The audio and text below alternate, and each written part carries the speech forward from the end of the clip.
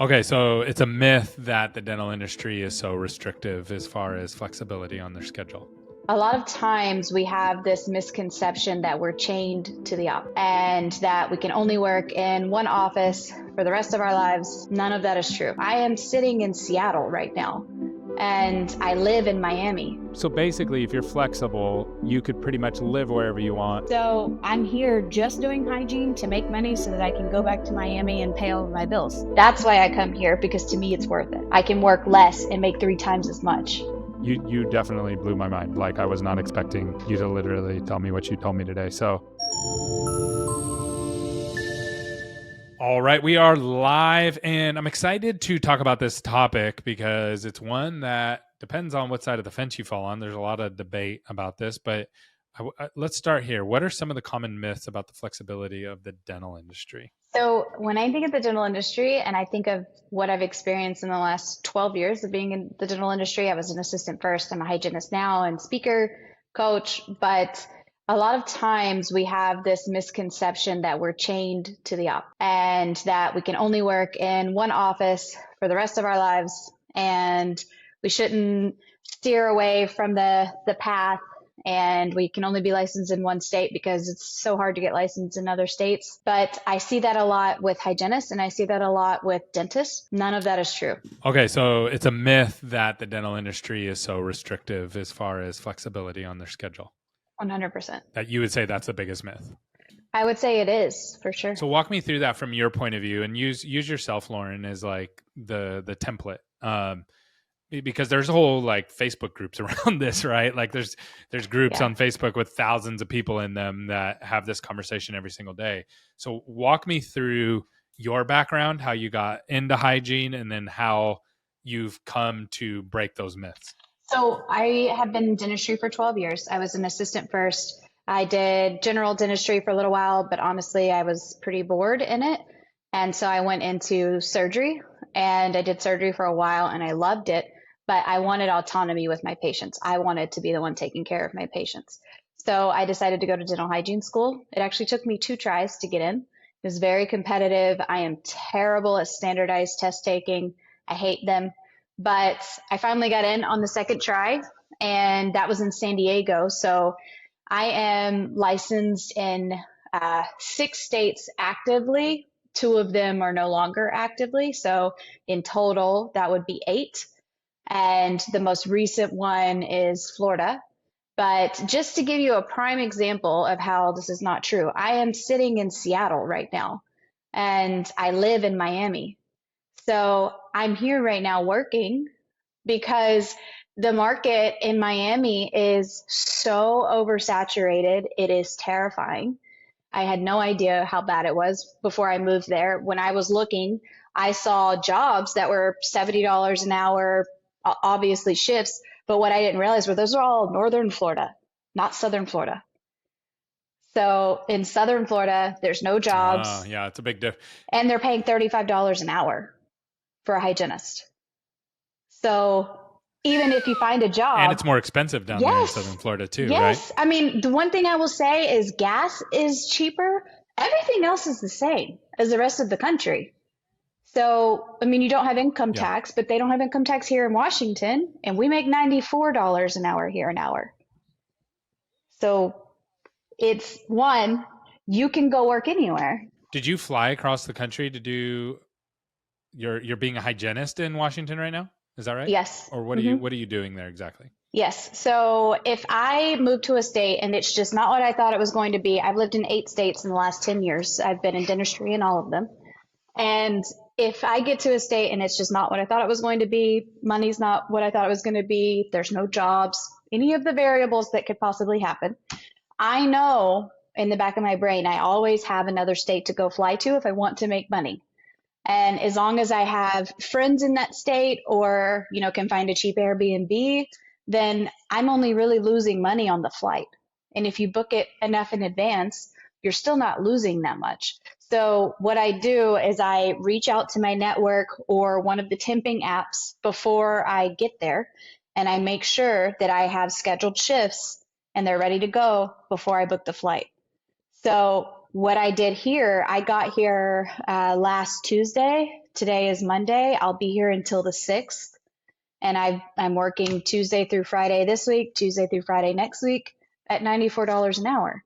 So I'm here just doing hygiene to make money so that I can go back to Miami and pay all of my bills. So you could probably end up working less and making way more. So you're making, if it's $30, $40 an hour in Miami, you're making twice as much in Seattle, which means you have to work half as much, maybe not quite as much, because you have to factor in like the Airbnb and the food and the traveling, right? So there's some serious costs baked into that. So then, and this is an extreme example, right? I'm in my head, I'm thinking Miami to Seattle. It's so far. It's far. It was a 6-hour flight. You've probably noticed this before, but this podcast is unsponsored. What that means is we don't get paid to do it, but we want to bring you the best information possible. So how do we make sure that this content stays on the air? We need you to like and subscribe. Wherever you're at, whatever you're listening on, just give us a thumbs up or subscribe, and that helps us out so much. I know that you probably haven't done it, so I'm just going to sit here and wait until you do. 95% of our listeners have not subscribed to our podcast, so go ahead and do it now. Don't make this awkward. All right, good. Back to the show. Why do you think that everybody thinks that the dental is so restrictive when you're out here like literally flying across the country and getting twice as much pay? Like where does that come from, and why do people think that way? Because you don't know what you don't know, and nobody's teaching this, and no one's talking about this, and no one is trying to go out from the herd. They're just doing what they're told, and they're doing what they think works. And unless they meet someone like me or have a mentor or something like that, they're just going to keep doing what they're doing. And there's a whole nother world out there that is more attainable than people think it is. A lot of times I have hygienists come to me and they're like, I need to get licensed in this state. I don't want to do it because it sounds like a nightmare. I'm like, it's not. It's a bunch of red tape, but it's basically just paperwork. It's paperwork, all your credentials, all your school stuff, and a bunch of fines, or not fines, excuse me, fees. That's it. Just do what they ask. Fees, yeah. That's it. Yeah. I mean, this sounds how it sounds, but, and Gary, I feel like you can level with this too. It's all a money game.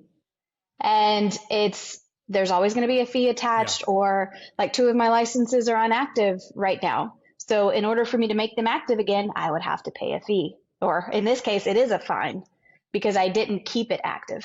So you're penalized for that in our industry. So basically, if you're flexible, you could pretty much live wherever you want and then practice wherever you want. You're doing an extreme example of Miami to Washington, which is like still messing with my head, right? Because it's so far apart. But like you could live in Southern Florida and maybe go to a little bit higher up in Florida, or to another. Maybe you live in Southern California, but you commute to you fly to Arizona. And to your point, just so people understand that don't live in Florida and California and Florida are huge. So it takes to drive across California takes a day, right? Like all day you could drive through California just at 60 miles an hour.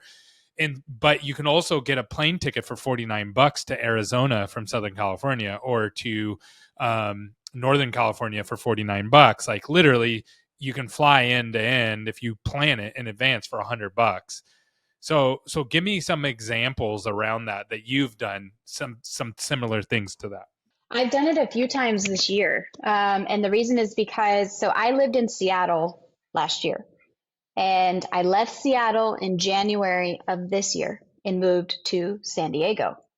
And I went to school in California, but I left as soon as I graduated and went to Tennessee and went to Nashville. So I didn't get licensed. I just left.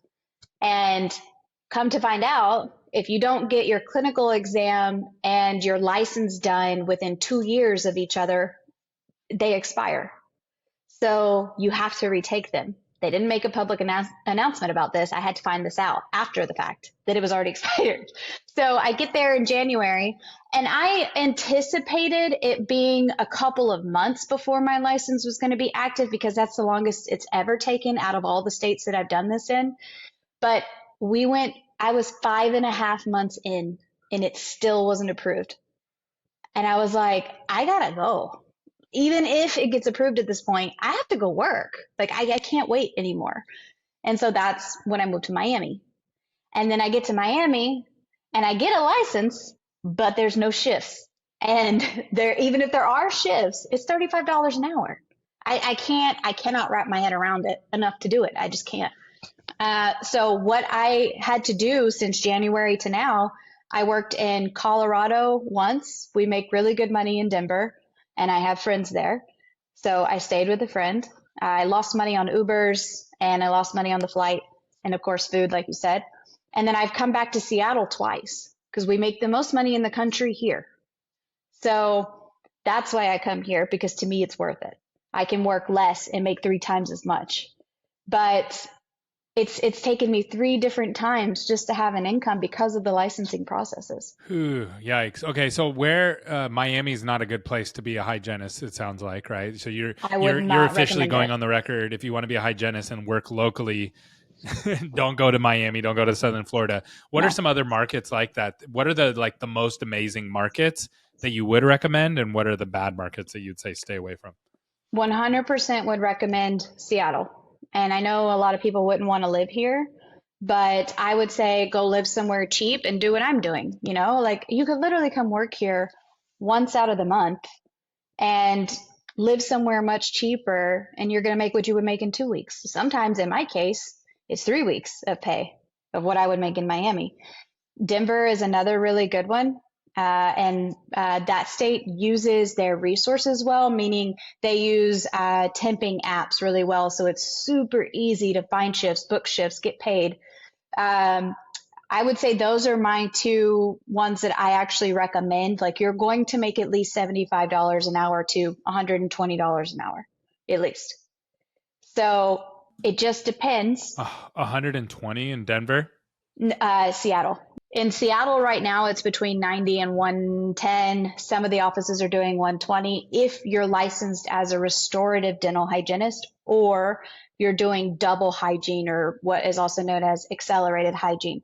So you're seeing 2 patients in an hour instead of 1, which can be done really well as long as it's assisted and it's a well-oiled machine. And that's the part that a lot of people get confused about. Yeah, the worst I've ever seen is Utah. In Utah, their insurance reimbursement is comparable to Mississippi, but their cost of living is as high as what I would say Colorado.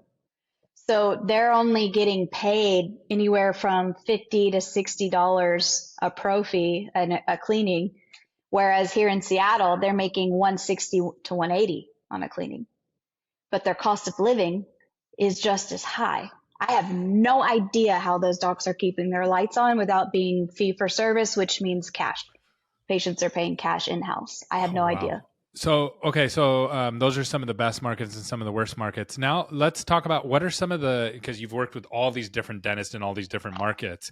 What are some of the biggest misconceptions that dentists have about hygienists? That is the loaded question. I was on a podcast recently about the relationship disconnect of dentist and hygienist. And a lot of it, in my opinion, is lack of trust and lack of autonomy from the dentist to the hygienist. If the docs would start trusting the hygienist that they have, of course, within reason, the hygienist is obviously educated, obviously is in the right, heart's in the right place, taking care of the patients, doing all the things. If they would let them do what they are an expert in, the entire office would benefit from it. But a lot of times what I've seen over the last 12 years is they won't let go of those reins, and the hygienist suffers for it, right? They feel that. The whole office feels it, to be honest. I would say it comes down to trust. It comes down to autonomy and incentivizing them. Our job is really, really hard. It's really, really taxing on our body. We're meeting a new human being every hour on the hour. If you want us to produce like an associate dentist, we need to be paid like we're producing like an associate dentist. Then it becomes worth it, right? Of course, we're going to take care of the patient, but at the same time, we have to take care of ourselves. It has to be incentivized. Got it. And why do you think this is? Like, where does this, because this is common, right? I hear about this all the time. Like if you go, especially online, you can, all the jokes from both sides. The hygienists just are constantly on the doctors and the doctors are constantly like, what do we even need? What do we need on the hygiene side? So why is there such a big gap? Because I feel like that gap between dentist and hygienist is even more than like dentist, owner doctors and associates, or owner doctors and like office managers. Like, why is it because hygienists are clinical as well? Like they go into school to learn a skill, and it's different. It's totally different than the owner doctor or the dentist that they're working with, or where does this come from? Honestly, I think it's we're not communicating with each other. It's like a relationship. If you have a love language, one of my really good friends literally goes in and teaches offices business love languages, how to communicate, how to make your employee feel like they're appreciated, right? It's important, just like in marriages or relationships or whatever. I think it comes down to just like relationships. If we're not communicating and we don't know what the other person, how they receive praise or how they receive like what they're doing matters and that it's being noticed, or this is a problem and I didn't know it was a problem. I didn't know you didn't like doing this part of your job. Let's talk about it. Or you can barely keep your lights on at home. You haven't told me, so I can't fix it, but you love working here because of the culture. But since you can't keep your lights on at home, you're thinking about leaving. We're not communicating at all. But I think that it's not normalized, right? It's almost like we're from the beginning kind of pushed away from each other. And I don't know why that is, to be honest with you. I don't know where we learn it or where the stigma originated. I think it's getting better because we're having conversations like this and podcasts are out now and they're learning things that they normally wouldn't learn in school. But other than that, I think it literally comes down to we're not communicating with each other. Yeah, communication is probably at the base of most issues that people face, and Mhm. the dynamics in the dental office make it that much harder. Man, I just can't I'm still trying to wrap my brain around you being in Seattle working right now and filming this podcast and living in Miami. I thought for sure you were going to say, "Hey Gary, I'm in, I'm a consultant and I'm flying around that way." And then it's like, okay, that makes sense. But you're actually working other places. How many other hygienists are actually doing this? Do you know? Is there any? Are you working with people and training people around this kind of approach? So it's starting to become more prevalent now post COVID. It's starting to become normal. And I would say in their state, right? So I don't think it's gone bi-coastal yet. I think it's coming. But right now it's contained within the state that travel hygienists are very normal now.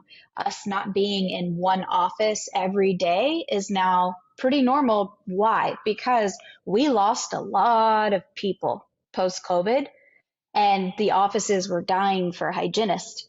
And so supply and demand, our pay went up because there's less of us to go work. So the ones that stay, again, you need to incentivize them to go where no one else is showing up. So in the States, what that created is there's shifts everywhere. And you can work full time as a travel hygienist tomorrow in some states, not Miami, but in some states. But I do have hygienists coming to me now, and there's a couple of other hygienists in the industry that are licensed in several states, like I am too. And they're coming to us because of the red tape, because they make it so difficult. I had one hygienist trying to go from Florida to California, and she was basically in tears because it was going to cost her 10 grand in 6 months of classes to go from Florida to California. So even if the hygienists are showing up and trying to, do what no one else is wanting to do or go help, they're making it nearly impossible for us to do that. So I think that the other part of it, though, is there are starting to, or hygienists are starting to learn that you do not just have to do clinical hygiene. I'm doing this trip, I'm doing clinical hygiene. But when I was in Colorado last month, I did consulting and I did hygiene. I did both because I have such a good network there. I don't market it, but offices will come to me to help them implement hygiene productivity in their office. I'm also a speaker. So in May, I spoke in two different places. And while I wasn't speaking, I was doing clinical hygiene to make more money. Why wouldn't I? It only requires me to speak for 2 hours at each place. So I have all this other time where I can go make money. Oh, so you okay, so you flew to a state and then you're speaking there, and then you also Hey, after I'm done speaking, I'm going to go clean teeth here, right? I mean, if you're going to pay me $94 an hour to do it, yeah.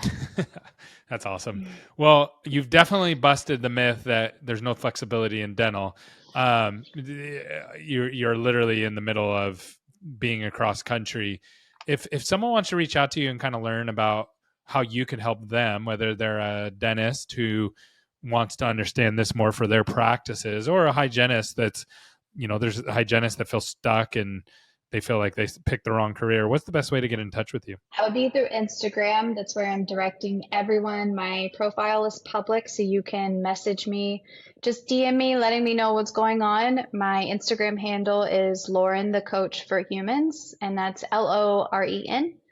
Just message me there and I'll get back to you pretty quickly. Awesome. We'll drop those down below, but I really appreciate you coming on and sharing what you're doing. And you definitely blew my mind. Like, I was not expecting you to literally tell me what you told me today. So, lot to learn out there, a lot to think about. Thank you so much for coming on, Loren. Thank you for having me. Of course.